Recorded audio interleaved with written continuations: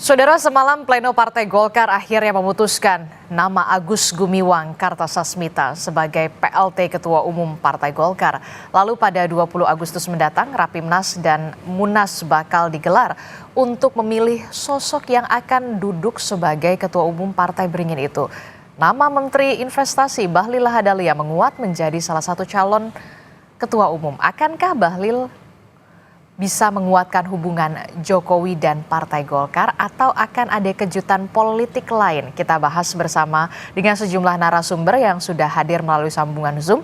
Sudah ada Ketua DPP Partai Golkar, ada Dev Laksono. Selamat pagi, Assalamualaikum Bung Dev.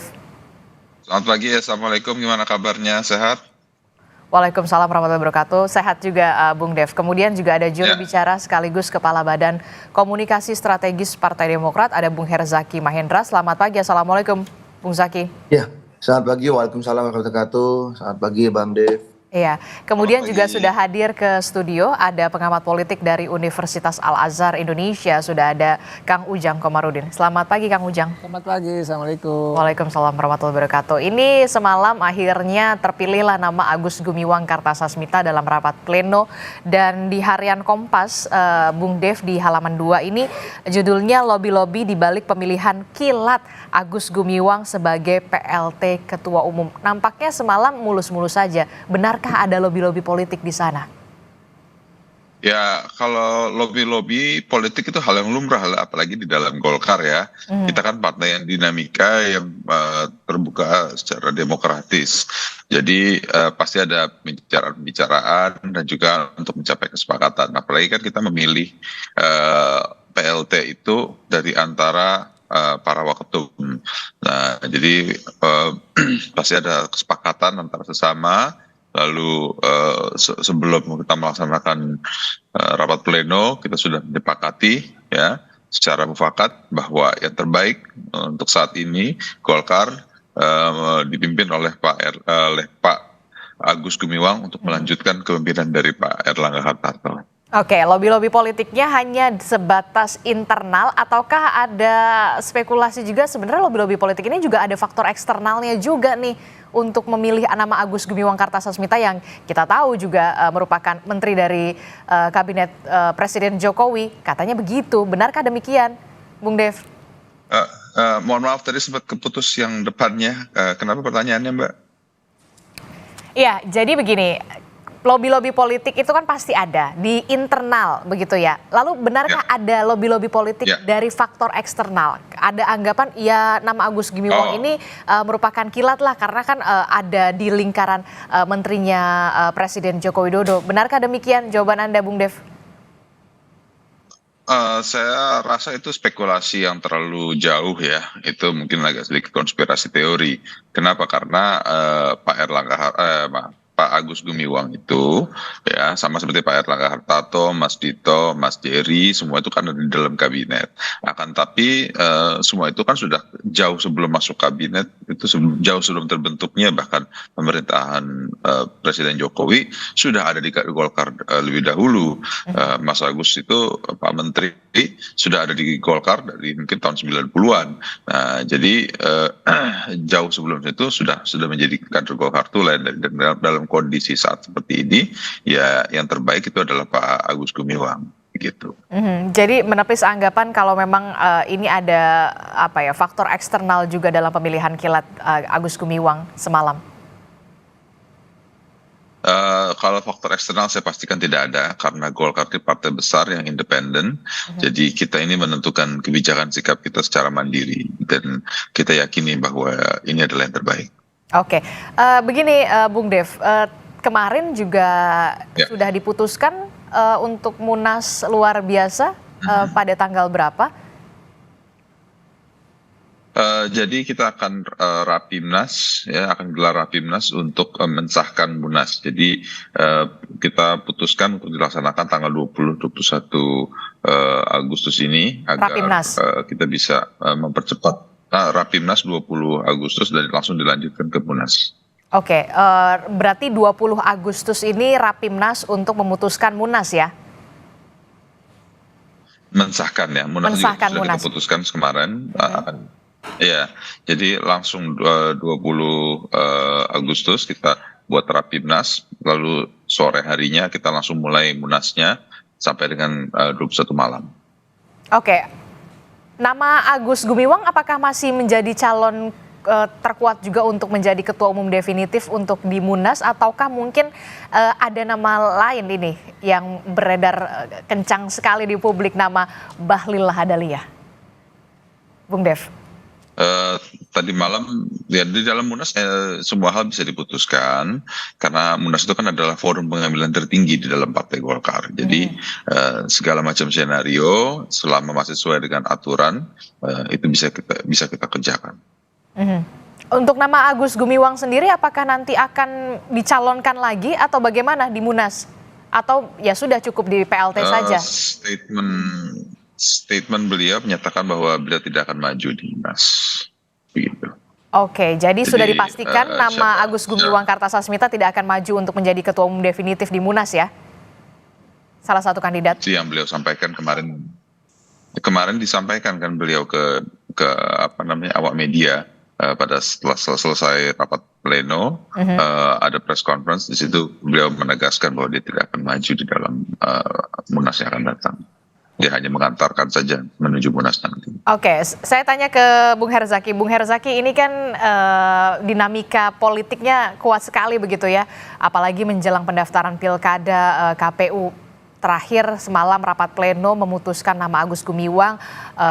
Sosok Agus Gumiwang sudah menyatakan bahwa tidak akan mencalonkan untuk sebagai ketua umum definitif, sebagai kandidat di Munas. Nah, efeknya, dampaknya dari Koalisi Indonesia Maju yang dirasakan oleh Partai Demokrat seperti apa? Ya, makasih Mbak. Pertama yang kami sampaikan selamat kepada Pak Agus Gumiwang Kartasasmita ya, sebagai pelaksana harian atau pelaksana tugas ya Bang Dev ya, ini sementara pelaksana ketua umum ya. Ya, pelaksana tugas ketua umum ya Golkar, dan akan bersiap untuk mengantarkan Rapimnas dan kemudian Munas. Tentu harapan kami dari Demokrat ya, Rapimnas dan Munas dari Partai Golkar yang merupakan saudara tua kami ya, senior kami, tentunya tempat kami belajar banyak mengenai politik ya, itu bisa berjalan dengan lancar dan sukses gitu. Yang kedua tentu kami menghormati mekanisme dan proses internal yang dilakukan oleh Partai Demokrat. Mekanisme dan proses internal dilakukan oleh Partai Golkar, karena bagaimanapun setiap partai ini punya cara sendiri, punya mekanisme sendiri yang berdasarkan ADART-nya gitu. Sehingga kalau bagi kami hal ini menjadi hal lumrah saja, wajar saja, apapun yang dilakukan oleh Partai Golkar, bagi kami tidak akan mempengaruhi relasi misalnya dengan kami Partai Demokrat dan juga dengan teman-teman di KIM. Karena bagaimanapun kami ini semua dasarnya adalah menghargai independensi dan kemandirian proses apapun yang terjadi di dalam partai masing-masing. Sama ini kami berhubungan dengan Pak Erlangga itu adalah sebagai simbol, sebagai perwakilan dari institusi organisasi besar yang bernama Partai Golkar, dan ke depan siapapun yang memimpin Partai Golkar, kami tetap akan menghormati dan menghargainya. Karena pimpinan itu ditentukan oleh partai masing-masing, Mbak. Oke. Ya, jadi kami mendapatkan misalnya hari ini adalah Pak Agus Gumiwang, ya komunikasi tentu ketemu kami dengan Pak Agus Gumiwang. Tapi di luar itu kan kita tetap berkomunikasi di berbagai layer ya, atau tingkatan komunikasi. Nggak ada perubahan bagi kami, tetap misalnya untuk terkait dengan pilkada atau hal-hal lainnya buat persiapan ke depan, kami tetap lanjutkan komunikasi selama ini. Jadi masih berjalan dengan baik ya Mbak. Tapi kalau misalnya berbicara mengenai bagaimana situasi KIM, solid atau tidak solid, tetap tentu solid gitu. Karena kami selama ini dipimpin oleh Pak Prabowo ya, berjalan dengan baik, lancar, semua komunikasi saling terbuka, saling koordinasi ya. Jadi tentu dengan Pak Agus Gumiwang kita akan tetap lanjutkan komunikasi ini dengan baik. Dan ke depan siapapun gitu tanggal 2021 bisa stabil siapapun gitu, yang akan terpilih, kita akan ikuti gitu Mbak ya. Inilah namanya Partai Politik Indonesia, kita saling menghormati dan saling menghargai. Oke, menghormati apapun keputusan partai politik, utamanya adalah Partai Golkar yang sampai saat ini masih berdinamika. Nah, kalau kita lihat begitu ya, Bung Herzaki, Erlangga ini kan kita kenal sebagai sosok yang bisa dikatakan merekatkan Koalisi Indonesia Maju ya.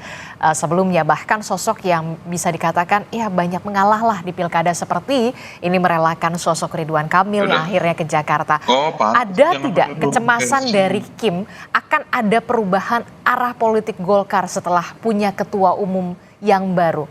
pasti akan sedikit banyaknya ada perubahan, walaupun mungkin sedikit, tidak terlalu banyak. Ya, begini Mbak, dalam politik, dalam demokrasi itu merupakan suatu hal yang wajar ya. Jika katakanlah ada pimpinan yang berubah, lalu kemudian ada perubahan arah kebijakan. Tetapi bagi kami apapun itu kita harus menghormati.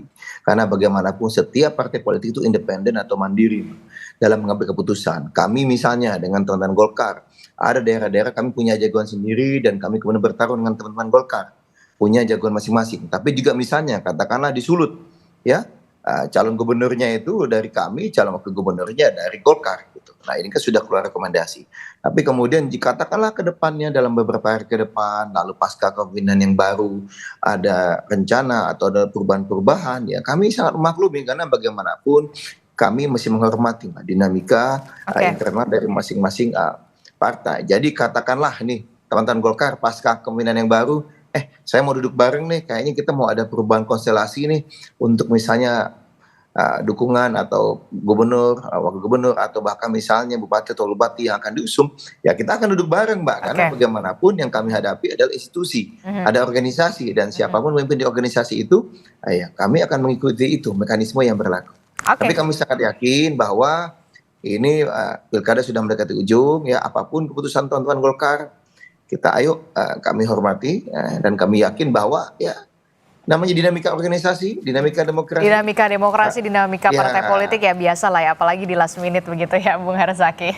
Oke, saya ke Kang Ujang. Kang Ujang, Anda melihat rapat pleno semalam yang akhirnya memutuskan nama Agus Gumiwang sebagai PLT Ketua Umum Partai Golkar yang mengatakan saya tidak akan mencalonkan diri untuk menjadi Ketua Umum definitif di Munas. Apa yang bisa Anda nilai di situ? Ya, saya sudah analisa 2 hari yang lalu. Bahkan terpilihnya Pak Agus Gumiwang itu sudah saya prediksi. Bisa dicek kok di jejak digital saya, jadi banyak media. Apa pertimbangannya menurut Anda? Pertimbangannya Pak Agus Gumiwang adalah orang yang dekat dengan Pak Erlangga. Di saat yang sama juga dekat dengan Pak Jokowi. Jadi jalan tengah. Nah, saya melihat ya Pak Agus Gumiwang ini adalah ya sosok yang ada di tengah yang menjadi bridging, jembatan ya agar nanti ketua umum definitif ya di tanggal 20 atau 21 Agustus terpilih. Siapa? Bahkan saya sudah berani memprediksi siapa orangnya. Kemungkinan besar Pak Bahlil. Dan itu memang skemanya seperti itu. Oleh karena itu saya tidak terlalu sulit untuk bisa menganalisa terkait dengan Partai Golkar ya, karena memang skema yang dibangun, yang dirancang terkait dengan persoalan mundurnya Pak Erlangga, lalu juga tadi ada PLT, lalu ada Rapimnas, Munas, terpilih nanti ketua definitif yang baru. Saya sudah memprediksi itu 2 hari yang lalu karena apa yang saya dapatkan informasi itu sangat valid gitu. Dan hari ini kan arahnya sangat jelas. Pak Idrus Marham mengatakan memenuhi syarat Pak Bahlil. Lalu juga sudah didukung oleh 30 DPD dan bahkan saya mengatakan sudah ada operasi sejak lama terkait dengan dukungan terhadap Pak Bahlil itu. Operasi underground maksudnya. Ya, jadi saya melihatnya sesuatu yang tidak aneh dalam konteks politik dan ini bisa terjadi dimanapun termasuk di Partai Golkar. Tetapi saya melihatnya apapun gonjang-ganjing di Partai Golkar, partai ini tetap solid. Partai ini tetap besar gitu. Dengan caranya sendiri, dengan mekanisme sendiri punya daya tahan yang kuat dalam konteks menghadapi tantangan dan persoalan-persoalan yang dihadapi saat ini. Begitu. Benarkah demikian Bung Dev, skemanya memang sudah dirancang sedemikian rupa begitu sejak mundurnya sosok Erlangga Hartarto, kemudian PLT Ketum Agus Gumiwang Kartasasmita dan terbaru adalah yang tadi disebutkan oleh Kang Ujang Komarudin, nama Bahlil Lahadalia ini juga sudah masuk skema. Jawaban Anda? Ya gini, kalau di dalam politik ya itu bahkan dalam kehidupan secara general tidak ada segala sesuatu hal yang secara kebetulan saja. Pasti semuanya itu ada prosesnya, ada tahapan-tahapannya. Ya, apalagi kita melihat kedekatan Pak Agus Gumiwang kepada Pak Bahlil, juga kepada Pak Erlangga, mereka semua di dalam satu kabinet. Ya, jadi terus kita melihat bagaimana transisi ini menuju pemerintahan yang baru dan semuanya itu terlibat juga di dalam pemenangan Pak Prabowo, sehingga sepertinya sangat mudah untuk menarik garis merahnya akan semua tokoh-tokoh ini. Ya kan, tetapi memang situasinya ini berkembang dengan sangat cepat dan memang untuk dalam situasi perkembangan yang sangat cepat dan menghadapi perhelatan lagi nanti kita kan ada perhelatan pilkada nanti ya. Jadi ini membutuhkan sebuah kepastian dan kekuatan politik khususnya di dalam Partai Golkar. Oke, kalau untuk skema itu berarti Anda melihat benar nggak sih ada skema itu yang memang sudah dirancang begitu?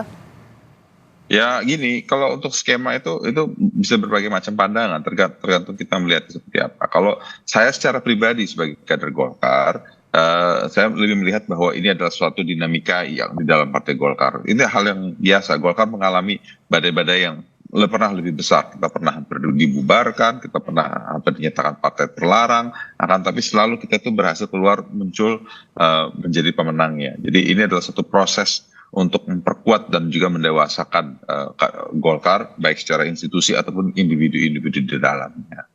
Oke, termasuk juga tadi disebutkan oleh Kang Ujang, sebenarnya nama Agus Gumiwang ini hanya sebagai jembatan untuk nantinya nama Bahlil Lahadalia ini menjadi ketua umum definitif di Munaslup. Jawaban Anda? Ya Pak Agus sudah menyatakan bahwa dia tidak akan maju di dalam Munas yang akan datang.